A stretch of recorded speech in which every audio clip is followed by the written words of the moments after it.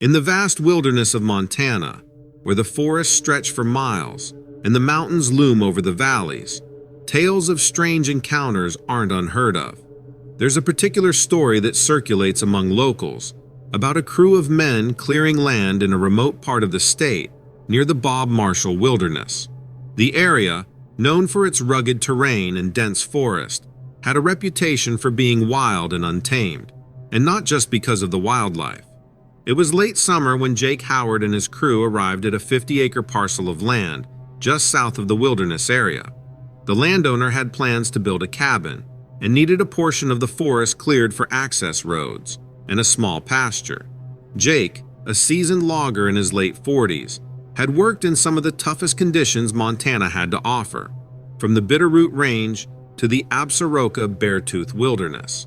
This job, while remote, didn't seem like anything unusual.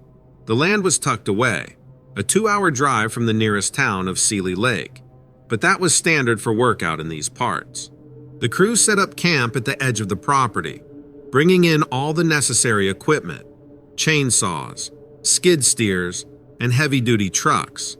The first few days were uneventful. They started clearing the dense lodgepole pines in Ponderosa, working from sunrise to sunset, the drone of the chainsaws cutting through the otherwise quiet forest. Jake had grown used to the rhythm of the job: early mornings, long hours, and the constant smell of pine sap and sawdust. It wasn't until the 4th day that things started to feel off. That morning, one of the younger crew members, Rick, mentioned hearing strange noises during the night. Jake brushed it off at first. It wasn't uncommon to hear animals moving through the woods. Elk, deer, and even the occasional black bear were known to roam these parts. But Rick insisted it didn't sound like any animal he was familiar with. It was more like a low, guttural sound, almost like a growl, but deeper and more drawn out. Jake had been in the woods long enough to know that the mind can play tricks on you, especially at night. He chalked it up to the isolation and the eerie quiet of the deep forest. But as the day wore on, more of the crew began mentioning odd occurrences. Equipment left out overnight had been moved, though no one admitted to doing it. Freshly cleared brush piles were disturbed, scattered as though something large had plowed through them. And by midday, everyone noticed the tracks. The tracks were found in a patch of soft dirt near the edge of the work site. At first glance, they looked like they could belong to a large animal, maybe a bear, but as Jake studied them closer, something didn't add up. The prints were wide, almost human-like, but much larger, with deep impressions that suggested something heavy had made them. There were no clear claw marks, which ruled out most large predators in the area. Jake, now more intrigued than concerned, decided to scout the perimeter of the site that evening, after the day's work was done. He wanted to see if there was any more evidence of what might be moving through the area. Armed with a flashlight and his rifle, he ventured out past the cleared area into the denser part of the forest. The trees here were tightly packed, their branches casting long shadows in the fading light. The air was cooler, and the silence was almost unnerving. About 100 yards from the campsite, Jake noticed more tracks. These were deeper than the ones near the work site, and spaced farther apart, as if whatever made them had been moving quickly. As he followed the trail, he began to feel an unsettling sense that he wasn't alone. He stopped for a moment, scanning the darkening woods around him. That's when he heard it. A low, deep growl echoed through the trees, unmistakable this time. It was close, too close for comfort. Jake turned, flashlight sweeping the area, but saw nothing. The growl came again, this time from a different direction, as if whatever it was had circled around him. Jake slowly backed up, his eyes scanning the woods, but all he could see were shadows and the thick tangle of branches. He didn't run, knowing better than to make himself look like prey. The growling continued intermittently, moving from side to side, as though something was toying with him, staying just out of sight. He made it back to camp just as the last of the daylight faded. He didn't mention the growls to the crew right away, not wanting to spook anyone, but he knew what he had heard. Whatever was out there wasn't normal. That night, Jake barely slept, and by the next morning it was clear he wasn't the only one feeling uneasy. The crew was on edge. Several of the men had heard the strange noises during the night, and the tracks, now more numerous, had appeared again around the camp. One of the chainsaws, which had been left out, was found with its fuel tank drained and the pull cord broken, though no one admitted to tampering with it. By now, the tension was palpable. Jake decided to call the landowner and let him know about the strange occurrences, though he didn't go into detail. The landowner, a no-nonsense type, laughed it off, suggesting that it wasn't really happening. But Jake knew better.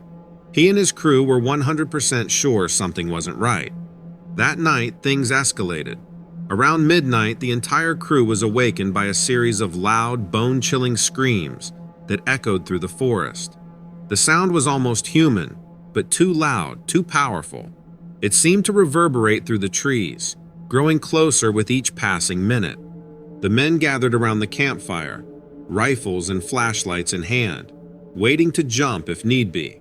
As they stood there, tense and waiting, the screams abruptly stopped. For a long moment, the only sound was the crackling of the fire. Then, without warning, something large and fast crashed through the underbrush just beyond the edge of the light. Jake raised his rifle, aiming toward the sound, but he saw nothing. Whatever it was had moved too quickly.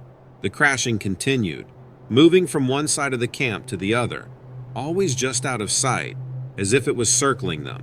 By morning, the crew had had enough. Several of the men refused to stay another night, insisting that they pack up and leave. Jake couldn't blame them. The strange sounds, the tracks, the feeling of being watched. It was too much. They finished the job in a hurry over the next few days, keeping a wary eye on the woods at all times.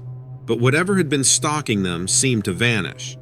To this day, Jake doesn't know what it was that haunted their camp that summer. Some of the men suggested it was a Sasquatch, long rumored to roam the forests of the Pacific Northwest and beyond.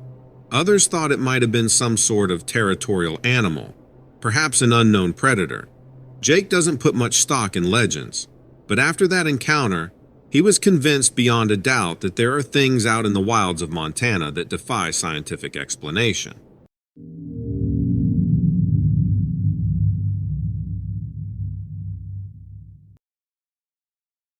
One hot July evening, Roy Lawson was making his usual rounds on his ranch that was just a bit north of Big Bend National Park.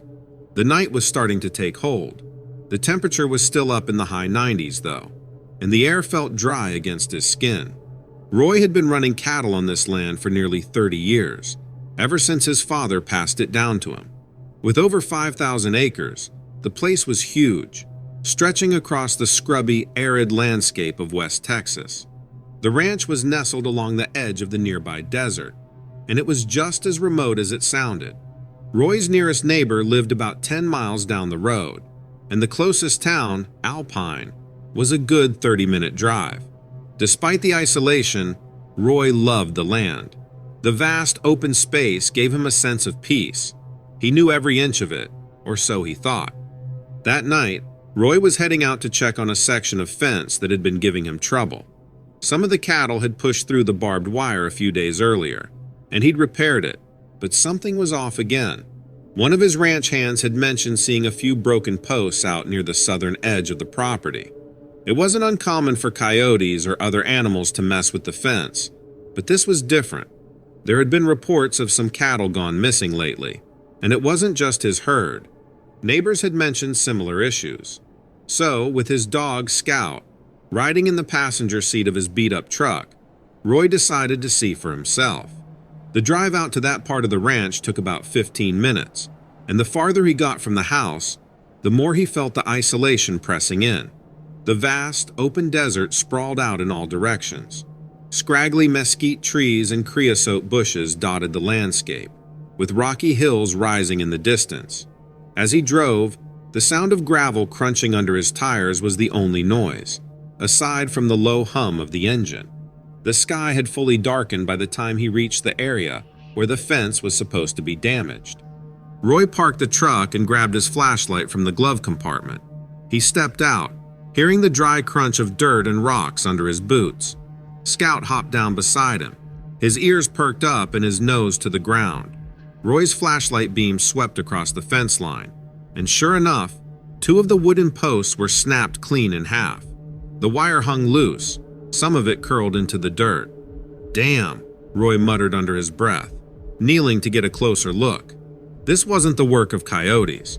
The posts had been broken with significant force, and the surrounding ground was disturbed, like something heavy had trampled through.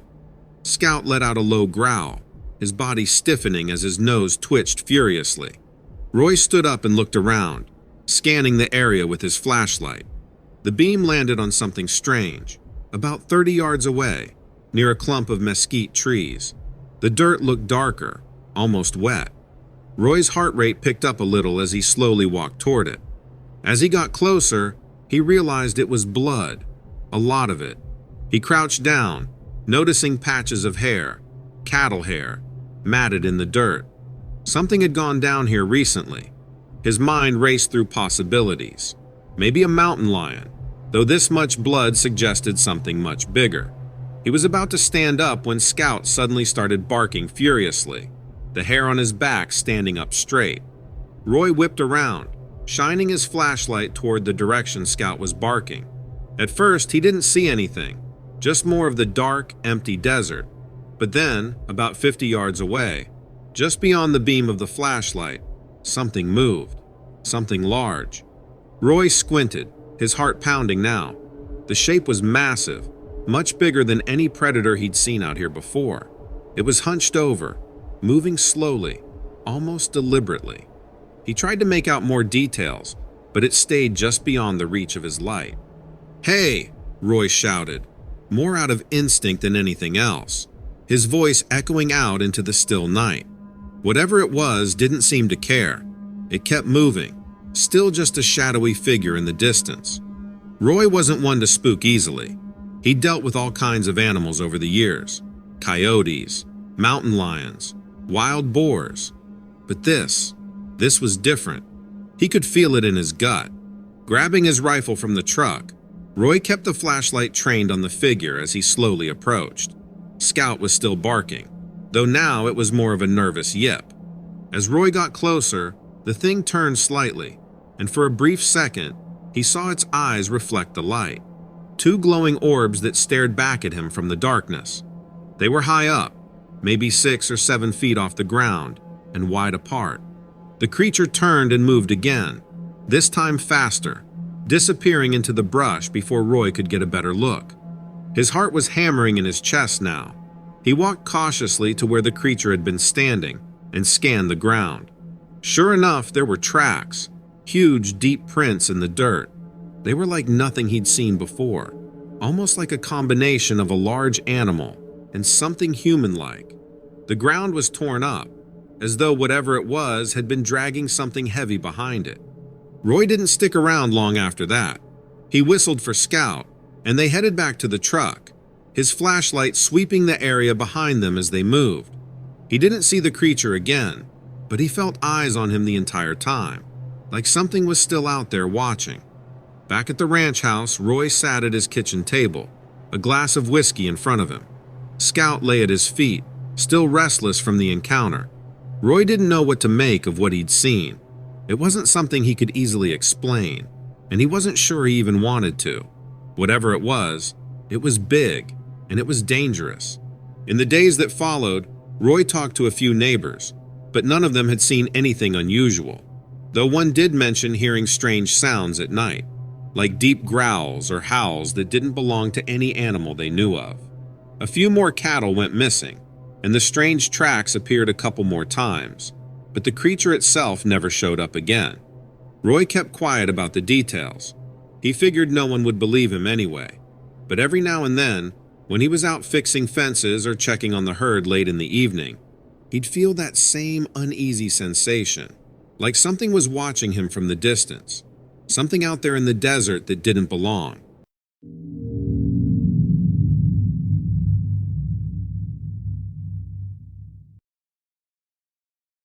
In California, there have been a variety of strange encounters reported over the years, especially in remote and rugged areas like the Sierra Nevada, Northern California's forests, and even the deserts in the southern part of the state. There are stories of ranchers, campers, and hikers coming across strange creatures in these regions that have left locals both puzzled and spooked. One such area of strange activity is in the forest near the northern part of California, particularly around Humboldt County, and the vast wilderness stretching into the Shasta Trinity National Forest. This is Bigfoot country, and people have claimed sightings for decades, going back to the Native American legends about large human-like creatures living in the woods. One story, however, stands out, an incident that took place near the remote town of Willow Creek, deep in the redwood forests.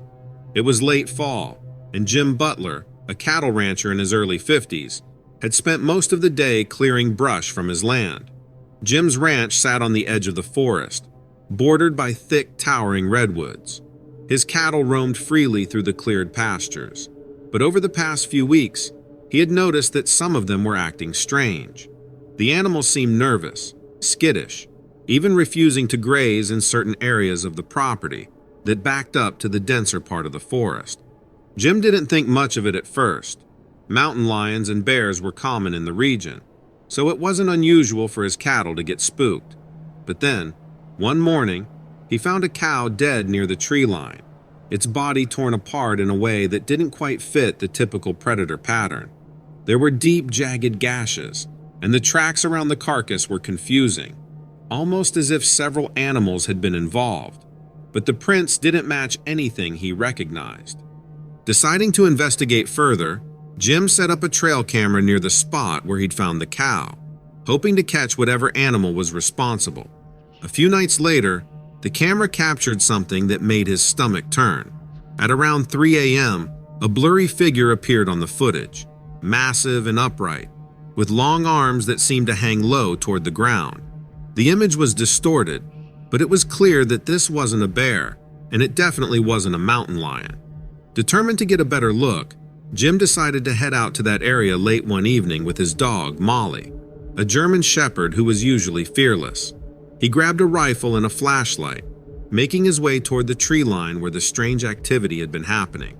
The air was damp, and the forest was eerily quiet as he moved deeper into the woods. The towering redwoods created long, dark shadows, making it difficult to see more than a few feet ahead. As Jim moved through the underbrush, Molly suddenly froze, her ears pinned back and her body tense. She let out a low growl, staring straight ahead into the darkness. Jim lifted his flashlight and pointed it in the direction she was looking.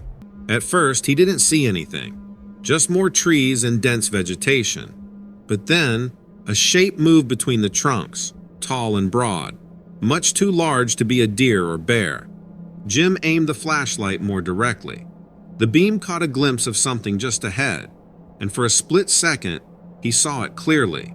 A creature, at least 7 feet tall, covered in dark, matted hair. It moved with an unnatural speed, disappearing into the shadows almost as soon as the light hit it. The figure had an eerie, human-like quality, but it was far too large and moved far too smoothly to be a person. Molly barked and lunged forward, but Jim quickly called her back, his voice barely above a whisper, as he tried to keep her from running after whatever it was. The creature hadn't made a sound, but Jim could feel its presence. It was out there watching him, just beyond the reach of his light. He slowly backed away, keeping his flashlight aimed in the direction of the creature's last known location. Molly was still growling softly, her eyes fixed on the darkness ahead. The forest seemed to close in around them, the thick trees muffling all sound, making the night feel even more oppressive. Once Jim was a safe distance away, he turned and hurried back to the ranch, Molly close at his heels. The next morning, Jim checked the trail camera again, but this time there was nothing. No images, no strange noises, just the silent, looming forest, as if nothing unusual had happened at all. But Jim knew better. He had seen something that night, something that wasn't right at all. In the months that followed, Jim heard rumors from other ranchers and hunters in the area. They too had seen strange things, unexplained noises, odd tracks, fleeting glimpses of large, shadowy figures. The sightings continued sporadically, with no clear answers. Some believed it was an elusive creature like Bigfoot, while others speculated about less well-known cryptids. Whatever the case, Jim's encounter was one of many in Northern California's wild, untamed forests, a reminder that there are still places where the wilderness holds secrets, and not everything that walks the land can be easily explained.